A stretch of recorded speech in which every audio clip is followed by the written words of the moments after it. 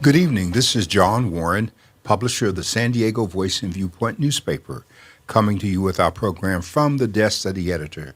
Joined in studio with Dr. Leonard Thompson III, and we are excited to have an opportunity to be with you this evening.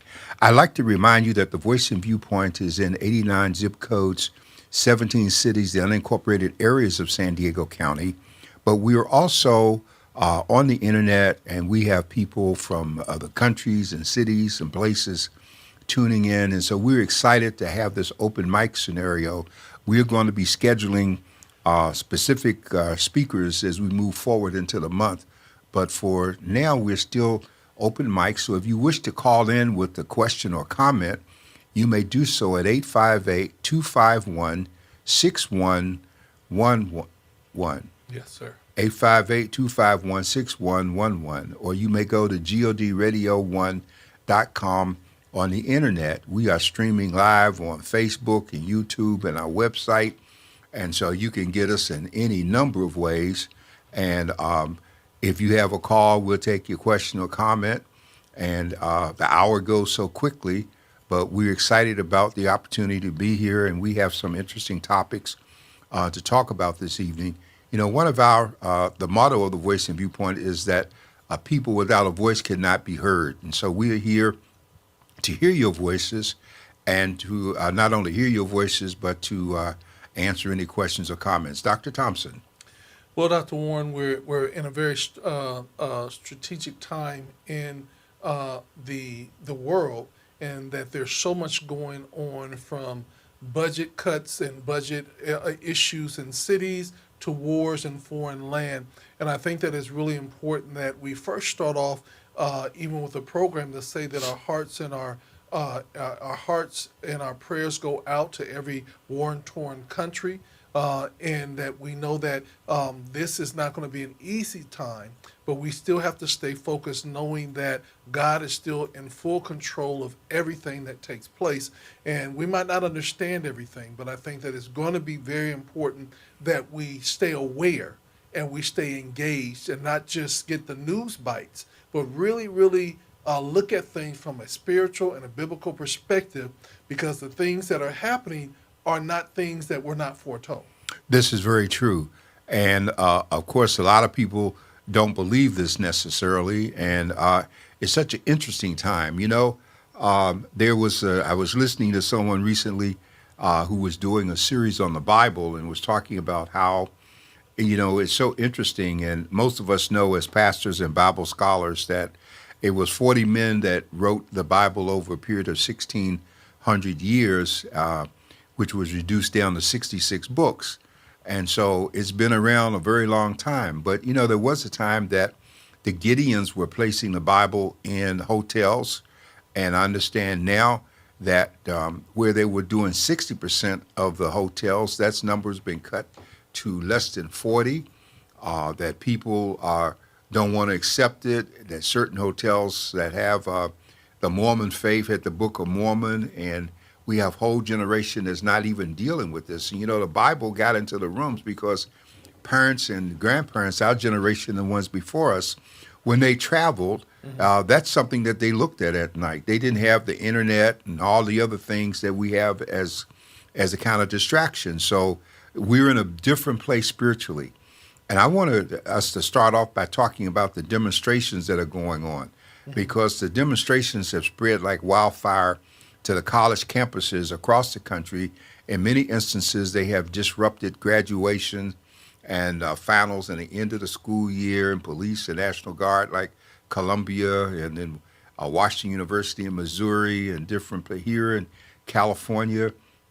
UCLA, USC had a young lady of Muslim background, and she was canceled as a valedictorian, and now the commencement itself has been canceled. And so we have all of this taking place, and it's interesting that it started off with the people rallying in protest of what was happening to the Palestinians in Gaza, and that rally led to a conflict with the Jewish community because of what Israel was doing and the way they were handling the war. In some instances, I think before the World Court, they've even been accused of genocide because of the number of deaths that have taken place, half of which have been children, and people not being able to get food or medical treatment or hospitals being bombed, all these kind of things going on at one time. And so this has been a very significant time, and it's so important to us because the Voice and Viewpoint, with your help, Dr. Thompson, we just completed a town hall meeting that dealt with hate in communities of color. And it's important for folks to know that going all the way back to October, we have been making major efforts of outreach, the paper has, to both the Arabic, Muslim, Islamic, and Jewish communities to get people to discussion, to get them to participate in what we were doing with the meeting, to form a dialogue, because certainly hatred creeps into this kind of conflict. And with the project that we're doing with the California State Library, Stop the Hate, this is so timely because of so many of our communities of color are victims. African Americans carry the highest numbers of victims, even though most of the attention went to the Asian community following the murders in Atlanta and the attacks on elderly Asian people in cities like San Francisco and New York and other places. And so we just had a big dialogue, and one can go to our website and see that whole town hall meeting that we had with communities of color participating. And it was called Hate in the Communities of Color. It's on our website. I think there's a stream also on YouTube, Dr. Thompson. Yeah, there is a stream on the YouTube, and I'm going to put the Yes. link up so that you all can just click on the link from this program today and be able to save it and share it. So I do want to let you know that we are doing that currently right now. I think that it's so imperative that as we move forth, that these are the key discussions that we're going to continue to have, because in this season that we're in right now, if we don't have these type of discussions, we will find out that we will be on the other side of this thing. So I just put up the link, and if you click on it, it'll take you directly to the YouTube and Stop the Hate. And this is very timely because we also have another town hall meeting scheduled for May 23rd, which will be at the Live Well Center, the Southeastern Live Well Center right there at Euclid and Market Street. And in that instance, we're going to be talking about hate and its impact on the mental health of the communities of color, as that's such an important issue. Mm-hmm. And so we're out front with this, and one of the things we're trying to do is have more dialogue. We made a very big point at this last meeting to help define hate crimes and the hate incidents and how we identify them and what resources are available to help people under the Stop the Hate program in the states, phone numbers for people to call for help, and how to deal with all of this. And so it's an ongoing thing. And so the problem has come right to our door now with the demonstrations that we've had this week at SDSU, now back at UCSD. We had some early at UCSD in terms of the whole Palestinian issue. And it's become a situation where members of the Jewish community are feeling threatened in terms of the protests. And at each instance where we have the Palestinian protests in behalf of Gaza and the suffering people of Gaza, we have community, we have Jewish protests, and we just came out of Passover, which was the major Jewish holiday period. So we can't ignore this because we get involved and we are affected in terms of what's happening. Yeah, and Dr. Warren, I kind of want to talk about a conversation about the protests, about the sit-ins, and also about the whole thing about divestment. I always believe that, for me personally, I think that protesting is good. I think that protesting to let your voices be heard is good. What I don't agree with is when you decide to vandalize a building because you're angry about something that's happening somewhere else, or even if it's happening on your campus. I I believe your message gets lost when you then become when you begin to vandalize property and threaten people and everything else of that nature. I believe that when you begin to do protests, you got to ask what you are really asking for. Everybody said divest, divest, divest, but is divestment really what we're asking for? Well, I don't think divestment will even take place, though they talk about it. The last time we had this kind of outpouring about divestment was when we were dealing with apartheid in South Africa. Before that turnover, the freeing of Mandela and everything. But I'm glad that you said that, because Yeah. I think that this is the thing that I always struggle with. Just because it was done in the past and everybody hollered about divestment, this situation is totally different than the South African It is. situation. And You it's know, different in a number of ways, Dr. Thompson. First of all, there's some indication that in all of these university efforts that there are outside elements that are coming in and that are influencing what's taking place. And we've seen that at every time. We saw that during the pandemic when we had the George Floyd demonstrations right here in La Mesa, where they burned down those two banks. Yeah. Okay, and people were identified that were outside agitators that came in because they traced them by their license plates and their cars and the whole scenario. So all of this is still ongoing. And when we talk about divestment, that situation is significant because right now there's more aid going into Gaza, which was the whole purpose of it. And it seems like the demonstrations have got off track from Gaza. Exactly. And to now they're going after this Jewish piece.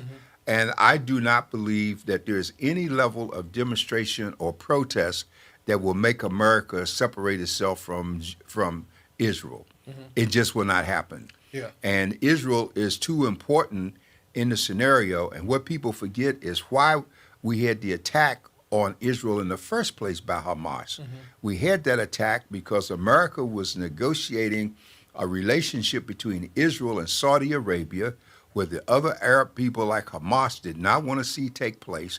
And they knew if they did the most atrocious of actions against Israel, that Israel's response would be as total as it's been, and that totality overkill on the part of Israel will unite the Arab nations against Israel, which was the game plan from the beginning. Now, and so I'm mentioning sometimes the history is important because I mentioned the Arab Springs from 2010 and 11 because during the Arab Springs, protests broke out among the young people in the Arab nations in Egypt and Jordan and Syria and all of these areas that things broke out, and they led to the ousting of leaders like Muammar Gaddafi and the one that was over Egypt, and all these people were ousted, but then it continues, all right? So there's this element at work that doesn't want to see a relationship, and Benjamin Netanyahu is making the matters worse because even today, when Blinken, Secretary of State, was on his 7th visit there since October 7th, and telling them that there cannot be an attack on Rafah until all of the humanitarian concerns are met there in Gaza. And Netanyahu's attitude is he's going to do it anyhow. Yeah, and I think that we have to first start off by giving some history. And the bottom line is that Hamas decided to throw the first punches. And now everybody's forgetting that Israel did not incite this, that Hamas started this, and they were doing this whole modern thing, where we're going to be martyrs, we're going to do this and everything like that. That's what started it. The thing that I think that we have to focus on is that we are seeing generations of people being killed that are innocent bystanders. And at some point, as a leader, even when you are wrong, you have to look at the humanitarian side and say, yes, I know that there are people hiding among you. But the one thing I will not do is I will not continue to kill women and children, but we will keep, basically they've taken over the whole entire country. Well, they're not, they're going to still kill women and children. And one of the underlying principles when America is involved with these problems in terms of countries that have political uprising and changes is there's always an underlying belief that the people in that country hold the keys to their own salvation by whether or not they rise up against those elements. The problem is that Hamas took over Gaza a long time ago and became the legitimate entity there, and that's why there could be no Palestinian recognition with the UN. And most of us don't pay any attention to this stuff because there's too much going on that we're trying to survive here. In the midst of this, we got a president whose ratings has dropped so low that almost Mickey Mouse could get elected at this point. Trump would automatically if he wasn't on the verge of going to jail. And it's a tragedy because so much good has been done by Biden in the past 4 years, but he has allowed all of that to be wiped out. When you consider all of the loan forgiveness stuff that he's done, and yet with the students, his ratings, according to the polls in the past 48 hours, his ratings are so low that, he probably couldn't get their vote for dog catcher, and that's very significant. Well, and I would say that it's all about how do you message from this point on. The reality comes in, and I will say this, and I will be very candid about this. If Donald Trump gets elected again, I want every black person and every Latino person to look at each other and say it's your fault. Yes. Because he cannot get elected without the blacks and the browns. And if he gets elected, it will be on the backs of black and brown people, either because they voted for him or they didn't vote. And a no vote is the same as a vote for him. Exactly. So we have to realize and really understand our power and our presence. Now, I will say this, and Dr. Warren, you know this, you've been in politics all your life. There is no perfect president. No. There's no president that's going to make us all happy. But at the end of the day, I have to say that I got to vote between the worst of two evils. Now, when someone tells me, that after you put me in office, as long as you agree with me, I'm going to be okay with you. But the minute you challenge me on anything that I want to do, then you will become the enemy of the state and you will be disrespected. So my whole thing, and I'm being very honest, if he calls the President of the United States crooked Joe Biden, he refused to put up Obama's picture in the White House. What stops him from when he gets elected or get in office to say, you made me mad, so you no longer Dr. Thompson, you Dr. Nigger? Yeah. And will we ever stand up? Because he has told us who he is. Well, not only has he told us, in case anyone missed it, this week he's on the cover of Time magazine. This week, the New York Times and Time magazine in particular has written about Project 2025, which is the blueprint for how he plans to destroy democracy as we know it, and how he will do things like fire any Justice Department official that doesn't do what he wants. The people are going to be out. He's going to have hit squads. He wasn't just joking about killing folks. He wasn't just joking. And you see now that for all intents and purposes, he has the Supreme Court in his hip pocket. He has the Congress in his pocket. And even though we have three elements for checks and balances for the government, this one man has just about co-opted all three. If he gets the executive, he will have the government. And some of the people who've gone to jail, he's calling them hostages. And one lady who was interviewed says she knows that he's going to pardon her, and she's wearing an ankle monitor getting ready to go in. So you got all of these things going on which are very real. It reminds me of something that Winston Churchill once said. Winston Churchill once said that democracy is a poor form of government, but all the others are so much worse. And we have Trump elements now that are blatantly saying that they want to alter democracy as we know it. Exactly. And it's all about racism is the underlying factor, more than Trump, more than Stormy, more than all of that stuff. It's all about he is the vehicle for the fear that America is getting too brown, too yellow, too red, too black. And if we white folks who are about to become extinct don't get together, they're going to wipe us out. And that is what the fear factor is that is greater than any desire for democracy, any desire for inclusion, any desire for a Congress that's representative, for state government that's representative. It is the underlying principle. And so we need to understand that the only way we can stop this is for everyone, especially people of color, to register like they did in the Georgia campaign that produced both a black and a Jewish senator. Yeah. And we need to register and be involved and Exactly. get ready for November. If we don't, uh, we won't be far from them putting the chains back on us. Yeah, and one of the things I want to say is that you must get involved. You know, as much as you all spend time on social media, as much as you guys spend time on frivolous things, this is a critical election. And I'm not saying that based on the fact of Donald Trump versus Biden. It is a critical election because it is going to be a vote for either democracy or anarchy, democracy or what is it, monarchy, you know, and that's what Donald Trump wants to come in. And the thing that he is saying is simply this: if I beat these cases in court, that lets you know that there's nothing they're going to be able to do to me. If Supreme Court comes back and says that I have total immunity, certain things go away. And then at that point, if he gets in office, that means that he could walk up and say, I don't like that person over there, kill that one, and that one. But if he's the president, he has immunity. Well, his niece, who is a clinical psychologist, that wrote a book about him 3 or 4 years ago in terms of all of his mental illnesses, and people like Cheney, Cheney, who was a part of the January 6th committee, all of these people have indicated that if Trump ever gets in the White House again, he will never leave. Yeah. He will cancel elections. He will take over, and with a Supreme Court that's in his pocket and the ability to appoint additional court members, because people like Clarence Thomas is only holding on until a Republican can get there to put another young person like Amy in there so that that group can control the changing of the laws for the next 30 or 40 years. Exactly. Let me show you an example of how it can be controlled. Two things that stand out in mind.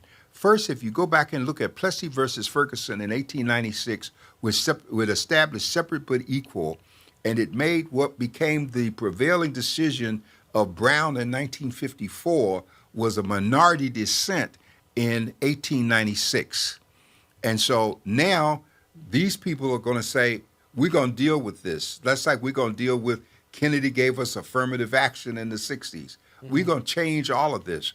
Okay, we had the Dred Scott decision in 1850-something, and that decision where Scott and his wife, in one state they were free, in another they weren't. They were fighting for their freedom. And Supreme Court made a profound statement. It said that a black man has no rights that a white man is bound to respect. And so this whole element is trying to turn that clock back.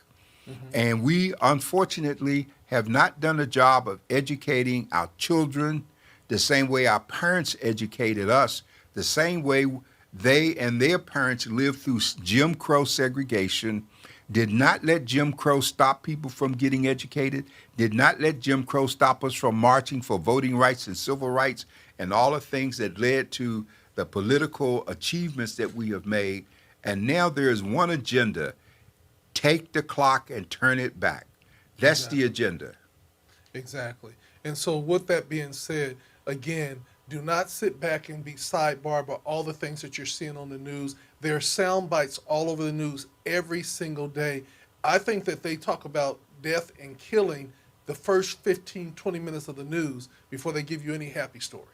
You know what I'm saying? Yes. And so we cannot get caught up in that. We're going to have to be very focused, not only realizing that there are things happening around the world, but there are things that are happening right here in our own country that we must attend to. And let's talk about moving into looking at our own community, what is taking place. And Dr. Warren, you talked about, Stop the Hate campaign that is happening in California, and they're pushing it, all over, but especially in California, we're doing the Stop the Hate campaign. There's a reason why we're doing the Stop the Hate campaign, but we first got to stop hating our own selves. This is true, because self-hatred is the problem. Some years ago, there was a situation when there was so much black-on-black murder going on. There was a situation in the San Francisco area where I believe it was some Klan members put out a flyer, and the flyer congratulated blacks on doing an outstanding job of killing each other on their behalf, because since you are killing yourselves for us, we don't have to do it ourselves. And we want to thank you and salute you and tell you to keep up the good work. And Exactly. that's the self-hatred scenario that we've been programmed to fall into. Yeah. And so I want to make an observation, though, so that we don't be seen as racist, that we must not forget that during the pandemic and the George Floyd and all the things, in many instances, there were more young white people marching than blacks in some. So we have a generation of whites who are not as racist as their parents and grandparents, who understand who we are in terms of us coming together. And we're not advocating racism.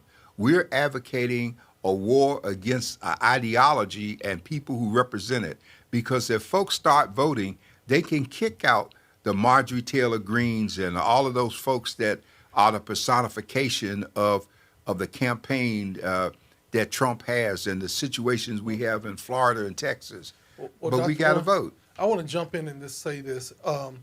Number one, we've always had other people, non-blacks, involved in the civil rights movement. They have always been actively involved. We're not talking about this. And I want people to understand that a no vote for me on Donald Trump has nothing to do about his color or his skin. There was a no vote for the other dude, the Scott dude. He got a no vote for me. You know what I'm saying? There are other people. I actually like Cornel West, but he got a no vote for me too. Yeah, because You know what I'm saying? he's a spoiler at this Yeah. point. And my energy is not about color. When I look at the election or voting, I look at who is going to be the best for this country at the time that we're in. And the sad thing about us in this country is we're so uneducated of how politics work. People really thought that Donald Trump did a whole bunch of stuff, but they're not realizing that everything that he was getting credit for was done in the Obama era.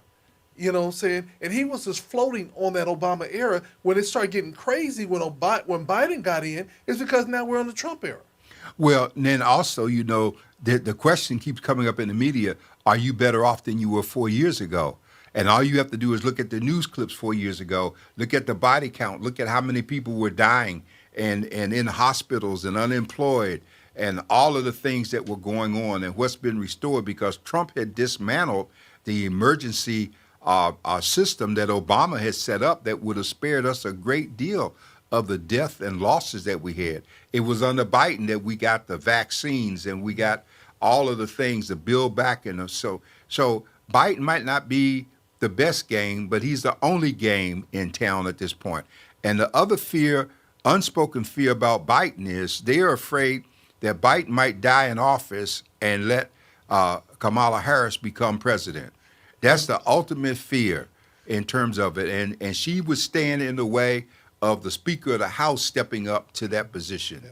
And so these are things that we need to be educated to, because when we vote in November, if we don't vote right in terms of California, which is supposedly blue, last election we lost states in the north to the red because people weren't voting.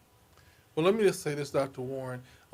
I do believe in giving credit for what credit is due. And if we decide that we want to give credit, and the question is, are you better off than you were 4 years ago? I asked you the same question. We had the highest body count ever that we've ever seen in modern day times when the pandemic hit.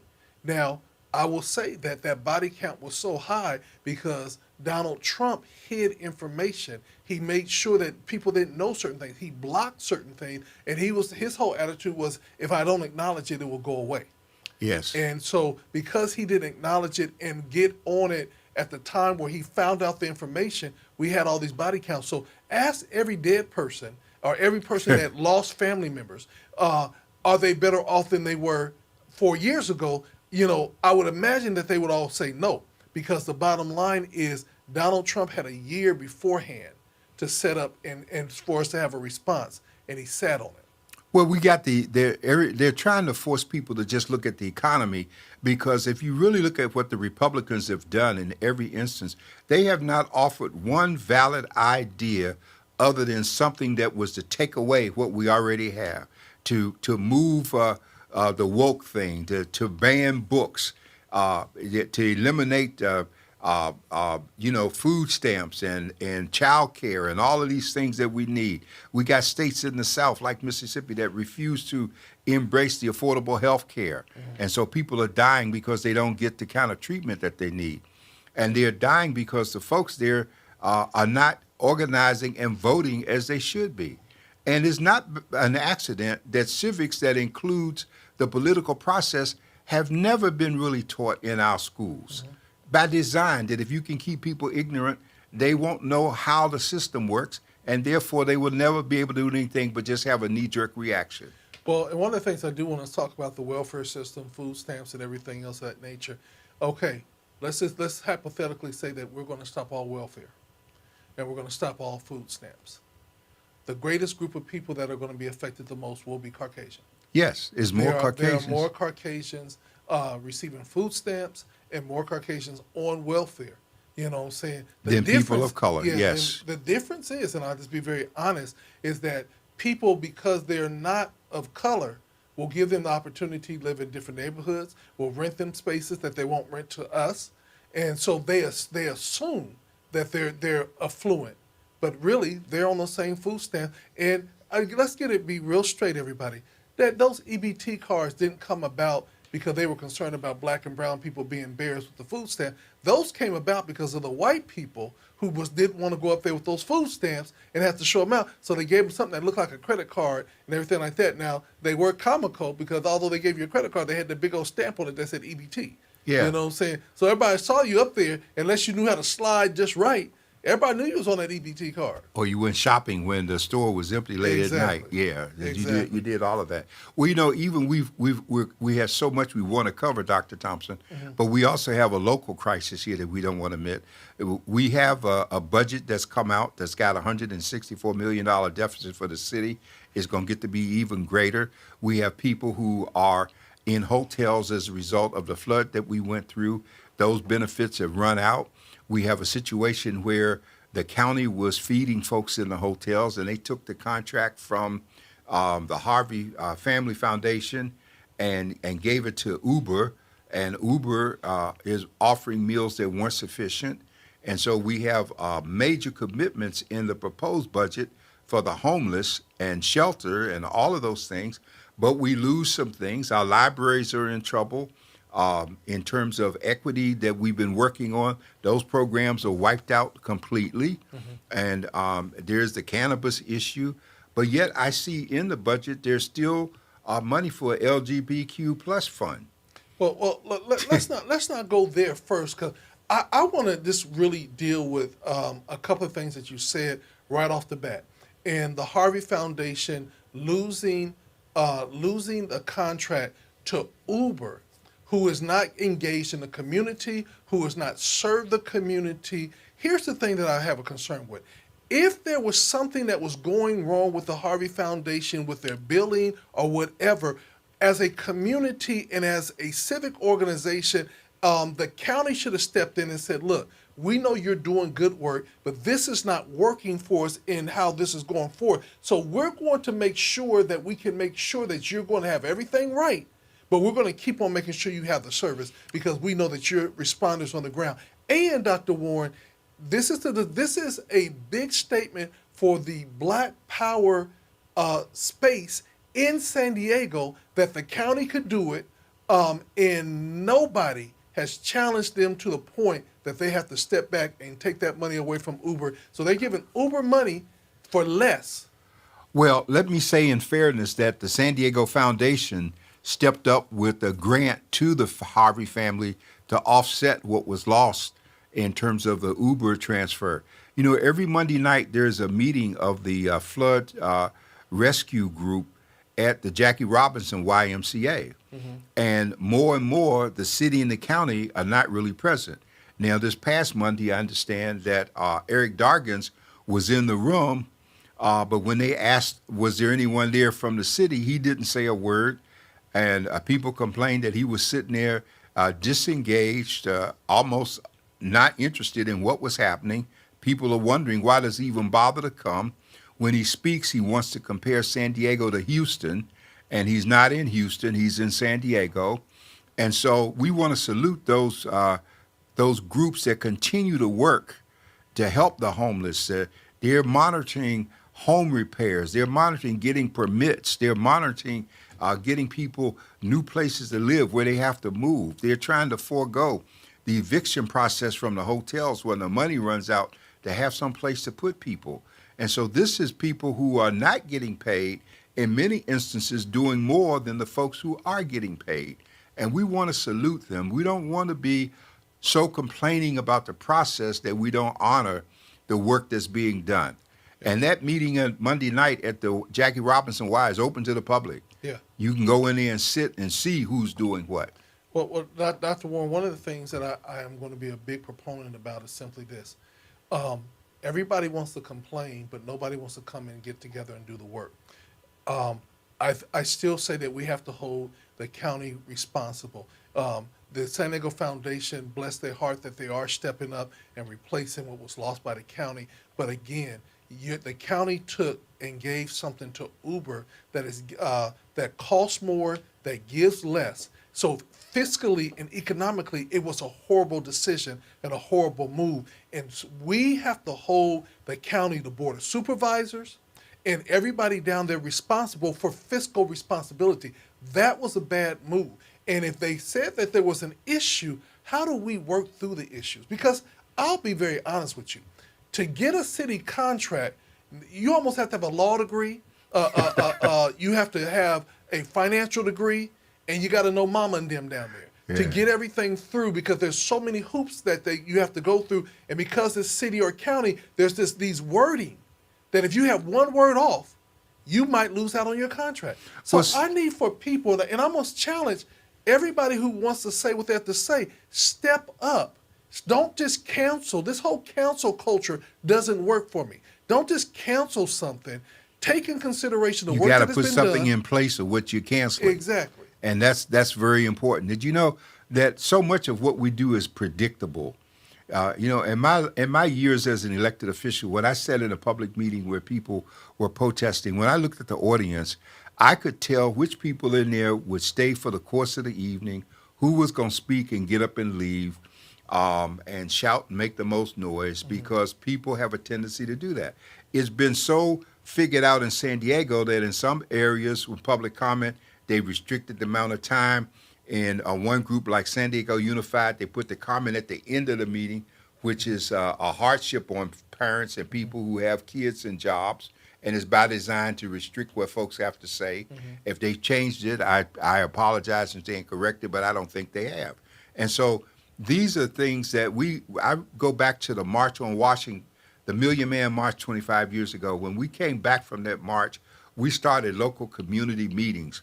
We allowed meetings at Voice and Viewpoint every week. And there was a blueprint for how to activate the community in all of the areas that we were talking about: education, voting, health, a whole bit. And what always happens is, over a period of time, people drop off. Human nature kicks in. We see that with Black Men and Women United. We have some people who come. We have people who drop off, people who come when they have a crisis. That's the way the human factor works. And we have been programmed, or we have been written off because people have decided that they know how we're going to function. We have to change that equation just as much as these students with the demonstrations are changing the equation. They're saying they're putting it all on the line. They're being suspended, they're being jailed, and they're not concerned about that. And we know from before, someone mentioned earlier, the protests in the 68 was different in terms of the Vietnam War and what was taking place. We're not protesting a war right now. We're protesting the support of a war by our government supporting an entity that's still feeding the very element that's taking lives. And all of the discussion in the world is not going to stop that. So the question is, where are we going to go going forward? And all of you listening, you need to figure out, how do you get involved and what can you do or say? That's why we're doing these town hall meetings. Yeah. And the thing about it is that war costs a lot of money, and feeding people costs a lot of money. I always ask the question, you spend a lot of time protesting, but how many times you've spent your dollars, and sending it over to organizations that are on the ground there doing the work? These are the things that I say. And again, this war is horrific. I can't condone killing women and children and men, innocent people. I can't No. condone them leveling whole cities just the sake of they don't want anybody to ever be able to come back there and live. The reality comes in at the end of the day is simply this: humanity being concerned about human beings has to come first. And the reality is that there are going to be people that are going to try to use folks for human shields and everything else. But at this point, you have millions of people backed into a corner. Going to war at that point with all those millions of people there is a total travesty, and I speak against it. And it's not speaking against Jewish people, and it's not speaking against Palestinian people. I am looking at them as human beings. And as human beings, we have to be concerned about that, moving forth in our own city. I believe that we give too many people too much credit, and this is just me. A lot of times when we get black officials in, we think that black officials are going to be the panacea. They're going to answer all the questions, No. and they're going to stand up black power and everything else. Has never happened in San Diego. There's always deals that are going to be on the table. They're always got to be given a take. The question I'm always going to challenge you all, will you come to the table? And if I got to tell you no, Well, my question, let me listen. If I got to tell you no, my question is, instead of giving me just a no, be willing to have another conversation about what else can we get done. But San Diego, Dr. Thompson, let's remember, even during the Rodney King period, when the riots were going on in L.A. and all of that was taking place, and people were looking at San Diego was just as quiet as somebody who had been anesthetized. Mm-hmm. And I remember when Fairmart was concerned after what happened in L.A., they had people on the rooftop of Fairmart with shotguns at night walking guard because they thought blacks were going to come and storm the place to burn it down. Mm-hmm. And I just looked across the alley from the fence from where our business was, and I said, they can go home. That's not going to happen here. Okay? And so one of our callers just made an observation about how people can't talk about everything going on when folks are fighting for change. We know that some are fighting for change.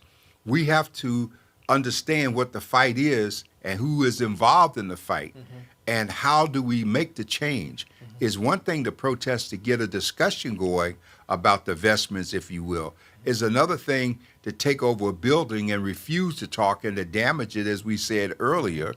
That's not the solution to it.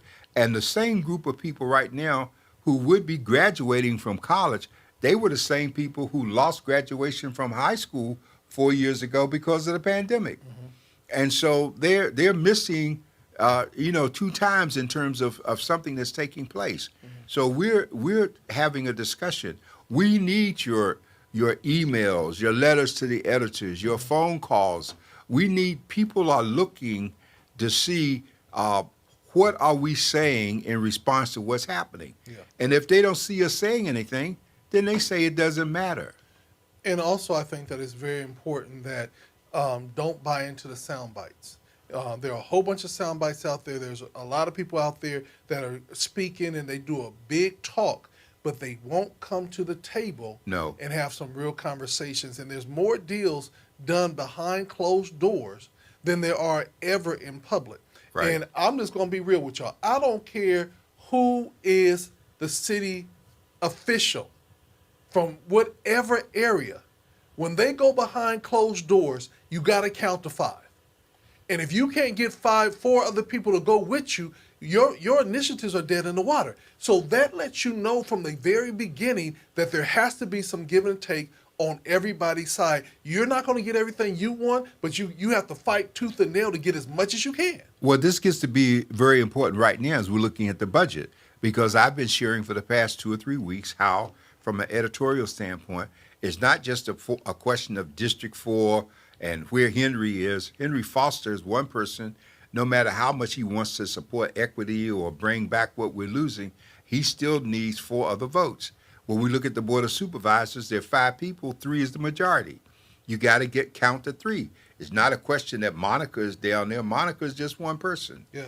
And if 3 other people vote differently, then Monica's position doesn't mean anything. Exactly. But we have to demonstrate that we understand. We have to reach across the aisle to other districts, mm-hmm. be it other districts of the city council, other areas for the Board of Supervisors. Mm-hmm. I mean, you might be in District 4 and you take in Linda Vista, but let's not forget Joel Anderson in East County or Yeah. Jim Desmond up north or Noah Vargas down south or Lawson Reamer. Let's understand the county is right now trying to find a new chief administrative officer. Yeah. It's trying to find a new director of health and human services. And so we're all vulnerable because we got temporary people at a very critical time making decisions and we're not paying attention. Go to that local access channel and watch these board meetings and see who's speaking and what's being said. You can do that at home now. Yeah. And one of the things I want to say, and my final comments for the night, I want to talk about cannabis. And I want to say this is because you all know that I don't support, investing or anything in cannabis because I still believe that cannabis does a lot of harm to our community and to our young people. But the issue at hand with the cannabis, the discussion here in San Diego has to do with allowing one entity to be able to control all the different opening of dispensaries and everything else of that nature, and there's nothing being given to the community people that want to be involved with that. They're being blocked out of it, and that's an unfair statement. That is creating a monopoly that is unfair. So I support the fact that they need to have the right regulations. I support the fact that they need to diversify that and not let one family, the Peace family, get so much, you know what I'm saying, and then but yet black and brown people have gone to jail for less. Well, and are still in jail. Yeah, and the embarrassment is that some of the very time that black and brown people serve in terms of marijuana possession, now what they did is legal. And even as recently as this week, I believe the Food and Drug Administration is making moves to decriminalize marijuana because a city or a state might approve it, but it's still on a federal restricted list, drug list, and it's still a crime, even though the federal government has turned its back on any enforcement. So we have to wake up and realize that all of these things affect our pocketbook. Exactly. It affects the food, it affects the gas, it affects what we're paying, it affects the rent, all of that. How do we keep talking about aid for the homeless when we're not doing anything about landlords and how they're raising rents? Exactly. Driving more people into homelessness each year than the number of people that we're actually finding housing for. Yeah. And I think that those are the key things that we have to continue to talk about, and we must be at the table. Stop just doing the sound bites. Stop doing just the pop-offs. We must be at the table, and if we're at the table, then we can create the negotiation. And Dr. Warren, you have been at the table for years. You have used your paper to be a vehicle for education and knowledge, but you've also held people accountable to statements that are being made. And so I always tell people, y'all got to understand the power of the pen. Because, see, you can talk all you want to. You can do all the sound bites you can, but once you put it to pen, and it becomes historical, then all of a sudden, now people gotta respond to you because now it's permanent history. Well, some people always say that if you're not at the table, you're on the menu. Yeah. Okay. The late Shirley Chisholm always said, if you're not at the table, grab a chair and pull it up to the table. Exactly. But be involved, and we have to get involved. We have to be involved because we have one or two younger elements who are in effect pimping our cause, pimping the issues that we're trying to deal with by pretending that they speak for people that they haven't even talked to. And there's an element of folks who want imitation leadership because if they have imitation leadership, they don't have to deal with the real people who know what's going on. Well, let me just say this, and I'll leave with this, and this is simply this. There is no one African-American man, woman, boy, or girl that can speak for all of us. No. We all have a voice. We all must be actively involved with letting our voices be heard. No longer will we allow anybody to select one or two people to be the voices and represent us in every aspect of it. We must stand up as a collective, and then we as a collective need to let our voice be heard. As a Christian minister, I have my perspective. As a business owner, I have my perspective. As an educator, I have my perspective. As a person that is at a certain age, I have my perspective, and I will never let just one person try to represent my perspective. I will be involved. Well, we had one person responding saying that we're at the table, we have to have solutions. Of course, we want to take solutions to the table. We're not just going to the table to rehash the problem. See, that's the problem with a lot of our young people. When you indicate what the past has done to impact the present, they don't want to hear that. But if you don't know what happened from the past, then you can't make good decisions for the present and the future. Yeah. Or you're going to repeat the same mistakes. And that's not what we want to do. We don't want to repeat the mistakes. We want to improve and have solutions to the problems that we've had. Exactly. So we've got to get involved to do that. Yeah. And if we're going to get involved, we got to make an investment in terms of our time and some sacrifice. Exactly. And we have to be serious about it. Yeah. Well, Dr. Moore. Before we go, we want to remind people, you're welcome to join Black Men and Women United on Tuesday mornings. We meet from 8 till about 9:30 on a Zoom call. All you have to do is call the Voice and Viewpoint and put your email address in and indicate you want to be on there. You have to be African American to participate. It's an open line, it's an open forum, it's a place where we share ideas and things that we're talking about here. And we help each other because we agree that we can do so. And so we're inviting a demonstration of greater interest in what's taking place than we currently have. Because as long as we're not talking, people think we don't care. Yeah. And I also say with this, Dr. Warren, everybody's voice matter, from the clowns to the ones that are prophetic. Everybody's voice matters. And so we never want to shut anybody down. But we also are asking for people to listen clearly and see the fruits when people come out. I don't just give me a soundbite. Don't just wear nice suits or don't just come and have glowing words. Let's see the evidence of your work. And again, the best work, and I want to shout out to all the first responders and all the people that met the people in the flood. There are people working their very life away. They're working so hard. And at one point did they do a press conference, not at one point that they do major posts. Yep. They're doing the works. Those are the heroes Yes. that speak for us, and we appreciate them. Dr. Warner, final word. The heroes and the sheroes, and they're saying being involved, as one person says, is often as simple as paying attention to what's going on and what's being said, knowing the background on issues. Our forefathers, they got that. They read the paper, they listened to the radio, and they were always up on the issues in terms of what was happening. Yeah. We need to go beyond social media.